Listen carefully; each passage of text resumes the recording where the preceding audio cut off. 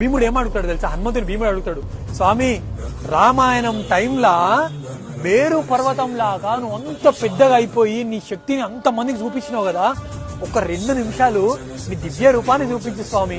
హనుమంతుడు లేస్తాడు. ఇక స్వామి దివ్య రూపం పోయేది మేరు పర్వతం లాగా హనుమంతుడు తన యొక్క దివ్య రూపాన్ని చాలా హైట్ అయిపోతాడు హనుమంతుడు. భీముడు హడలెత్తిపోతాడు. భీముడు గజ్జ గజ్జ గజ్జ గజ్జ అనుకుంటాడు. భీముడు స్వామి చాలు స్వామి please come back to normal అంటాడు. అప్పుడు హనుమంతుడు మళ్ళీ రివర్స్ చిన్నగా అయిపోతాడు, హడలిపోతాడు. భీముడు ఎవరు అవతారం చూసి? హనుమంతుని అవతారం.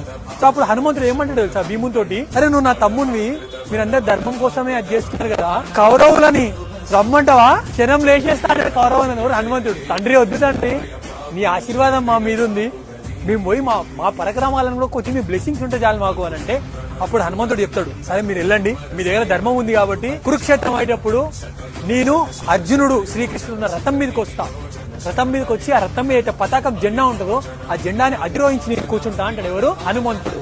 అందుకే పాండవులు గెలవడానికి వన్ ఆఫ్ ద రీజన్ హనుమంతుడు ఆ రథం మీద ఉండడం. కాబట్టి మనం కూడా మన ఇండ్ల మీద ఏం పెట్టాలి అని అంటే, ఖచ్చితంగా ప్రతి ఇంటి మీద ఒక ధ్వజం ఉండాలి. ఆ ధ్వజం మీద ఆంజనేయ స్వామి బొమ్మ ఉండాలి. ఆ ఇంట్లో ఉన్న వాళ్ళందరికీ మంగళం, అందరికీ మంచిగా అవుతుంది. విజయానికి గుర్తు ఏంది? హనుమంతుడి పతాకం. అందుకే మనం బండ్లకు కూడా చిన్న చిన్న జెండాలు పెడతాం కదా, బరాబర్ పెట్టాలి. మనం చిన్న చిన్న హనుమంతుని జెండాలు పెట్టాలి.